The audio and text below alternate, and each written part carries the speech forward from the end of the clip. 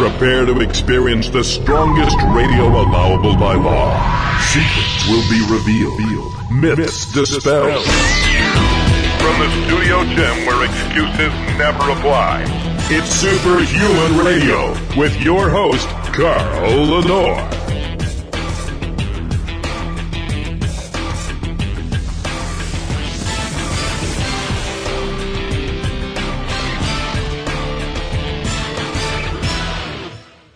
This is Science for Humans with Dr. Jeff Galini. How you doing, Dr. Jeff? I'm doing good, Carl. How are you doing? It's wonderful. What's the weather like in Billings today? You have to tell me. You know, today is supposed to be 72. Wow. How about that, huh? That is pretty good. Let's see what, it's actually 56 degrees today, but it's just starting to get sunny here in Louisville.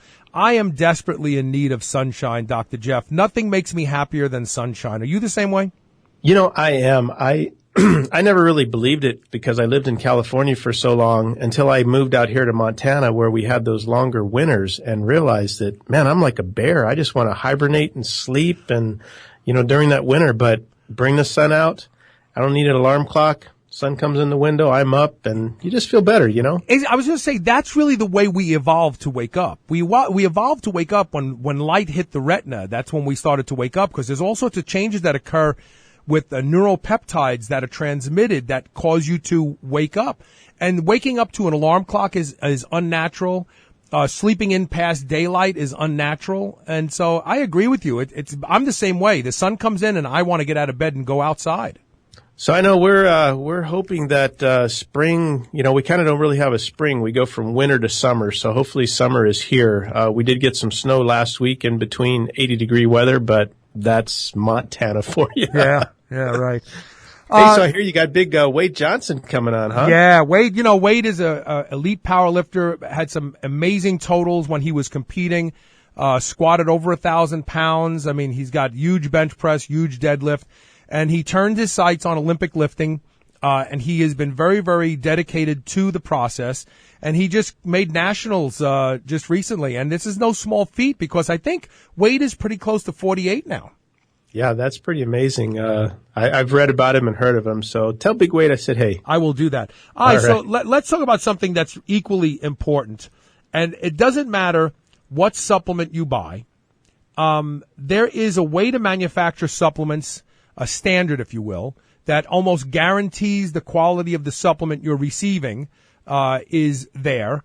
And then there are those who kind of just do whatever they want, and the average consumer doesn't know the difference, and hence the initiation of something called GMP manufacturing took place. First of all, when did GMP manufacturing titles occur? Well, I'm going to bring in the whole kind of history because you got to kind of look at what the United States has done and how we got to where we started to where we are right now. So it all started back in 1906. It was called the Pure Food and Drug Act.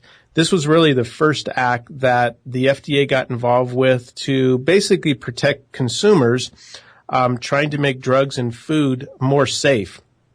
In 1938, they amended that with the Federal Food, Drug, and Cosmetic Act. And essentially, they just tried to make foods, drugs, and cosmetics more safe for everybody. So they kind of clumped them together. About 1968, they amended that particular act, and they called it the Electronic Product Radiation Controls Provision Act, where now they're bringing in, radiation, what's allowed, what's not, talked about marketing drugs. Then we move to 1958, which was between the amended Food and Drug and Cosmetic Act, and they came out with the Food Additives Amendment of 1958. And this was all talking about what is recognized as generally safe, what food additives can be used, when can they be used. They kind of brought in something called the Delaney clause, which dealt with cancer. If something was found to cause cancer in animals, you couldn't bring it in under this amendment of 1958. Then we jump all the way to 1994, which is really when dietary supplements started to take off. So the government decided it needed to separate that from foods. Prior to that, it all fell under, the Food, Drug, and Cosmetic Act. So this was called the Dietary Supplement Health and Education Act of 1994. Under this act, it was, again, supplements are unregulated, and people kind of get misled when they think unregulated. Yeah, and I want to address that specifically. Yes, please. And I'm going to bring it up now because in this act, it basically says under this act, supplements are mainly unregulated without proof of effectiveness or safety. What they're comparing it to is the Drug Act. So we got to keep in mind that, the difference between a drug and a dietary supplement, there are two main differences. Number one, drugs are considered unsafe until proven safe, and drugs are developed to treat, prevent illnesses. So that's why there's a whole lot more safety that has to be proved. Now, supplements are considered safe until they are proven unsafe, but dietary supplements, you can't make a claim. So last week we were talking about vitamin C. You can't make a claim that vitamin C cures scurvy. But if there was enough research and that vitamin C became a prescription drug where Big Pharma got involved, then they went through all the protocols of, developing the right test and spending the millions of dollars. Yeah. That are required, then they could make that claim, and then you now will be paying $1 a pill instead of 99 cents a bottle. But we'll get back to kind of that unregulated. But wait a minute. I want to make a point here, and I want to ask you a question and be educated here. So a lot of people like to use that. Supplements are not regulated to mean that the manufacturers of supplements don't have any guidelines or standards to adhere to. Now, number one, that's not true, right? I mean, if you say something is on your label or there's something in that bottle that's not on your label, the FDA can penalize you. They can punish you, right? Yeah, the unregulated means, again, that's kind of a drug term, is any new drug is not a drug. It's unregulated. It's unapproved is now the new terminology. So that's really what it means. As far as being unregulated, absolutely not. June 25th, 2007, the FDA brought what they called the final rule, the new CGMP practices, which took dietary supplements as kind of equal with foods, but more like drugs to the number 2 most regulated industry. And when you're out here, we were talking about this. The nuclear industry is the number 1. Number 2 is now dietary supplements. Drugs are number 3. We aren't allowed to have any side effects in our product. So, dietary supplements can be assumed safe until they're unproven safe. So if we go out with side effects, the FDA is going to prove that unsafe and it's going to be banned. And, we're going to end up with all types of problems and fines and litigation where a drug is the complete opposite. They can prove that it works, but it doesn't have to be safe. Have you ever seen one of those commercials where there's 100 side effects and you're going, why would somebody want to use that drug? I know. It's crazy. It's crazy. You would think that they would be held to the same standards as supplements. You know what I mean? That's under a whole, they're still under the 1968 Federal Food, Drug, and Cosmetic Act. I like the ones where, it may cause acne or nausea and then death. Yeah, what did he say? Right. Death. Right. So for those people out there who think that drugs are quote unquote unregulated from the standpoint is that manufacturers can do whatever they want, that's not true. And the FDA already has enough oversight to punish companies that don't live up to the standards. We don't need more government oversight in the supplement industry. Would you agree with that statement? We need, and we don't. And I think it was something that was very important because, prior to this new final rule, which is the 21 CFR Part 111 to us in the dietary supplement industry, we were supposed to be like food. So, have you ever been into a kitchen? A restaurant? Do people wear gloves and hairnets and booties? No. No, but they should in some restaurants. Food is unregulated. Yeah. obviously they have regulations, but they're nowhere near as stringent as what came out here in 2007. So dietary supplement manufacturers are heavily regulated. We're heavily inspected, and our guidelines are very, very, very stringent, from not only to how the products are produced, to make sure that they are safe, to follow that they aren't adulterated, that they don't have any things into them. Two, we're also responsible for outside of our facilities. I was just reading last night, just kind of refreshing on some of the guidelines dealing with building and grounds, and it says something like, if you don't own the property next door, you're still responsible to make sure that they keep their weeds down. Now, how you do that? That's crazy. That's crazy. So, and again, the whole idea is that, to keep rodent infestation, insects down, if you keep your lawns and your, grass and stuff well kept, you're going to minimize, the chances of, something getting into facility. But that is part of the new guidelines, and that's how stringent and strict they are. Okay. So enter GMP. Is that true that it stands for Good Manufacturing Practices? It is, and they actually call it the CGMP, which means current, because these are kind of current, good manufacturing practices. I like to call it, continued good manufacturing practices, because manufacturers are supposed to continually work on the improvement, the quality of their products. So it isn't like, okay, the speed limit is 55. I'm driving 55. I don't have to do anything else anymore. We're required to, okay, drive 55. Am I now safe? Do I now have, am I looking the right way and doing all the right things? So there's a whole lot more to just getting there. It's maintaining and then continuing to improve. Now, does every manufacturer out there use GMP manufacturing techniques to produce their products? Well, Carl, here is the problem. Is, the FDA is the least funded of all of the government agencies.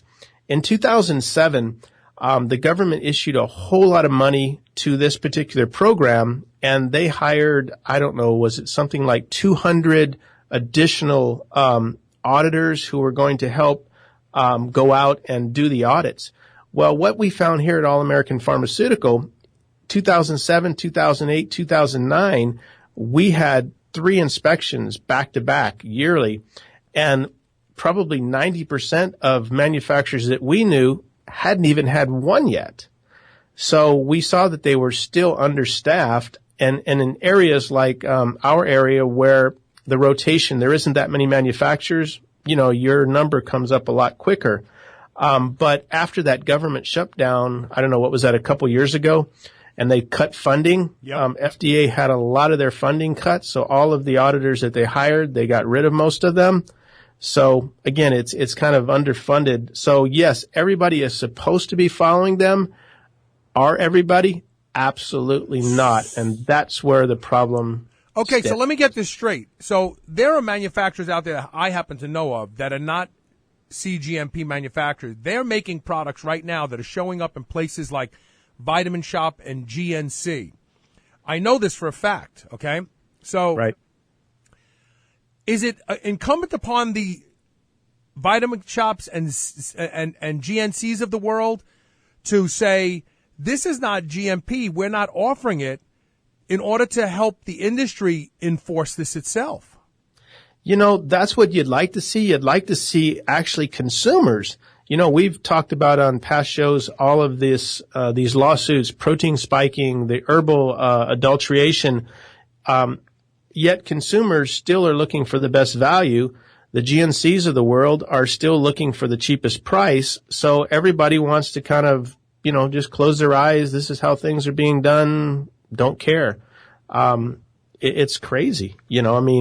I don't know. Any good business, you think you'd want to put out your best. That's what I was always taught. I got to tell you, I'm learning on this show. As a company that is now starting to produce some of my own supplements, I've been faced with this question, and I've been told, we manufacture products now that are in GNC, but we're not GMP. You don't have to worry about that. It doesn't have to be GMP. And so I'm thinking, things don't have to be manufactured in a CGMP facility. But what you're saying is they absolutely do, but the industry just kind of turns a blind eye to it. That's it. Okay, we have to take a break. This is going to get real interesting, I can promise you. We're talking right now with Dr. Jeff Galini. This is Science for Humans. This is really important to everybody because we all buy supplements. So how do you know if something is manufactured in a CGMP facility? We're going to talk about that when we come back. Stay tuned.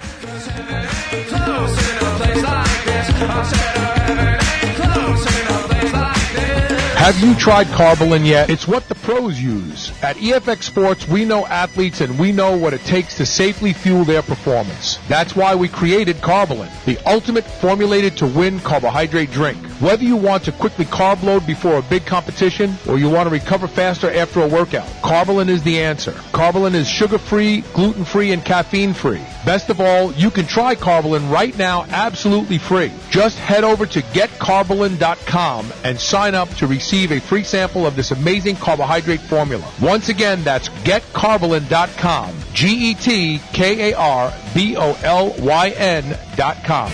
You're listening to the Superhuman Channel. We're ripped and we're ready.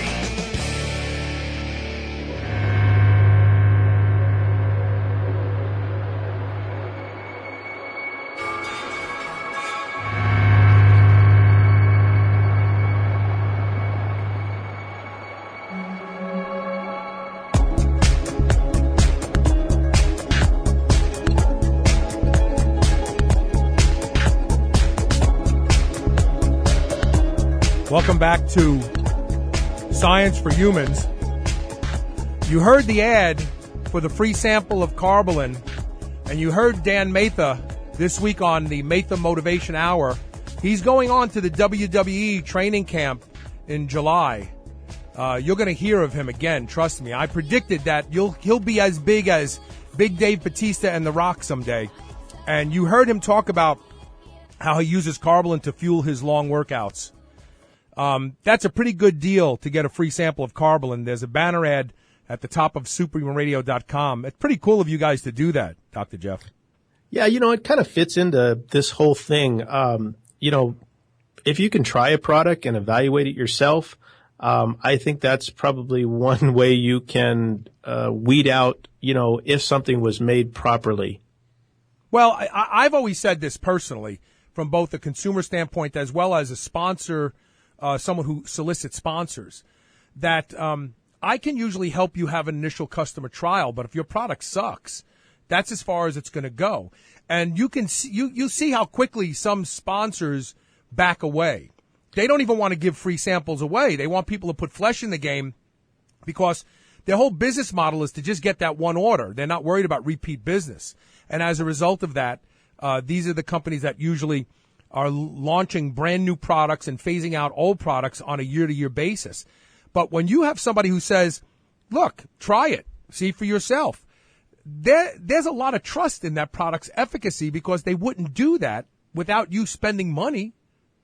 Absolutely. And that's what happens here. Like when you go to buy a bed, they actually say, take it home and try it. And I was like, wow. They're pretty confident that they want you to get the right product, But, but I got to say something because we're buying a mattress too. So I said to the girl, but what are you going to do with my mattress when you deliver this? She goes, well, we'll take it away. And I said to her, well, that's not going to work. She said, why? I says, because if this mattress sucks after a week and you have to take it back, I'm sleeping on the floor. I says, will you leave my mattress? She goes, well, I'll have to ask my manager. Ha! I know out here they actually bring you the new one that you want to try. My mother-in-law went through like 5 of them. But, again, the cool thing is you should be able to try something. Yes. Saying out here in Montana is you don't buy a horse until you rode it. That's the truth. And don't buy Carbolin until you try it. Go to superhumanradio.com and click the Get Carbolin free banner ad at the top. You can't miss it and try it for yourself. All right, so, and obviously Carbolin is CGMP manufactured. So there you go, even better. Yeah, all right, absolutely. So, one of the frustrating things as a CGMP manufacturer in the United States is that, we're not all working from the same level. I can't tell you how many companies come to us to have something made and they say, oh, my other manufacturer is making it for $1.50 a bottle. And I have to say, for $1.50, you get a bottle and a lid from me. I can't even put anything in it. So, it is frustrating because there are a lot of good manufacturers in the United States that do a great job, and I support our industry fully. It's, sorry if you're in the used car business, but I always say it's the used car salesmen that got into our industry that are only worried about the bottom line, and they don't care what they have to do to get there, whether they cheat. And it makes it difficult for you folks to know what is a good product. So one thing, go on Google and Google their address. I Googled one the other day, and it was a city park. Really? Yeah. They didn't even have a facility. Yeah. And, when you have a P.O. box, what does that tell you? What kind of facility claims they make a product? You should be able to go and look at their facility. Oh, yeah, that's not a barn. That looks nice. And always look for how many trash dumps do they have? Do they have big trash dumpsters? If not, they're probably not doing the business they say. Well, let me ask you a question, a more obvious question. So if I walk into a Vitamin Shop or a GNC and I'm looking at a bottle of something, is there a CGMP emblem that I should see? Unfortunately, there isn't. Everybody is now, trying to scurry to come up with something. So most people are making theirs up.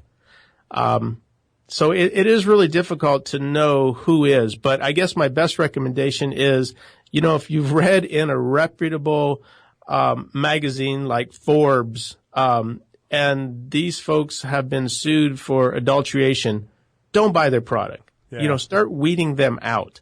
The brands that have been around for a long time probably are there for a reason. It's the brands that come today and promise you, the world and are gone next week. Yeah. Those are the ones you really want to be wary about. But the ones that have been around, there's been some brands that, my goodness, have been since I was a kid. They must be doing something right. They wouldn't be in business that long. Well, wait a minute. So, Dr. Jeff, just like GMO labeling is not required, however, manufacturers who are sensitive to those of us who want to stay away from GMO foods are now putting no GMOs in their foods on their own. Isn't it? Do you put CGMP on your label just because you want people to know? Yeah, what we put on, what we try to tell people is you go out to reputable third-party auditors, because don't take my word for it. Even if you come to the facility and you're amazed. Yeah, we don't know what we're looking at. Yeah, we don't know. Let's get legitimate third parties that's what they do for a living. So NSF is, probably the biggest. So if that product is made in an NSF facility, probably you can count on it. But if they also carry the informed choice or informed sport, absolutely. So look for those certifications. Don't look for, a GMP logo that has nothing behind it. So for those of you who don't know, NSF stands for National Sanitation Foundation. They also oversee the food industry and the food manufacturing industry. Oh, they do everything. Yeah. They do washers and dryers. I mean, they're a big outfit that goes in and certifies, and they're very stringent. In the old days, they were a little lax, but now they took a little bit of heat with some facilities not quite being up to standards. So they've really upped their standards in order to receive those. But remember, just because the brand is NSF doesn't mean the manufacturer is NSF. So you want to make sure that brand says their product was manufactured in an NSF facility, because those are two different type of registrations. Interesting. So the bottom line is, like everything else, you have to put a little effort in to choosing these products. But more importantly, once you find a manufacturer that does this, then look at expanding your purchases of the things you already buy from them. In other words, if you've gravitated towards, let's say, EFX Sports because of their Carbolin, and now you notice they also make a buffered crealkaline product, right? And you're buying some other modified creatine product from a company that you don't know is reputable, switch your purchase over to a company, because you know what I mean? It's like the brand now, everything under the brand is safe. This company does everything this way. Buy your products from them. Absolutely. We do it as consumers in every other industry except our supplements. We would not go out and buy the cheapest car when we really wanted a Ford or Chevy just because it was half price, So we've got to scrutinize and be more educated when we're using our supplements, as we do when we're buying other things that we buy. And I'll tell you something else. I think that the challenge, the gauntlet, must be handed to the big supplement distributors. Yes. And I know that this will actually impact their bottom line because they'll actually have to thin the herd of what they offer. But I think that the consumer needs to put pressure on the GNCs and the vitamin shops of the world to say, look, we buy here because we trust you. But if you're buying products from companies that can't be trusted, then we can't trust you.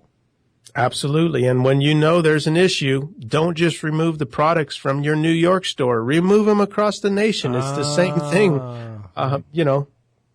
Interesting. Very, very interesting. Next week, right? Yeah. Yeah, and we're going to talk more about that next week, exactly. Listen, Dr. Jeff, is there anything you want to say before we end this interview? No, I just want to thank everybody and remind you that if you do have questions, ask the scientist on the front page of Superhuman Radio. I've had a lot of good questions come in, and some of you have said, is this really you? Yes, it is. A lot of questions come in, so if it takes me a few days to get back to you, to me, this is just fun. I like to be able to answer your questions, and they've been really, really good. So whatever I can do to help, you know where to find me. There you go. All right, Dr. Jeff, we'll see you next week. You have a great rest of the week there in Billings, Montana. Thank you, Carl. You also.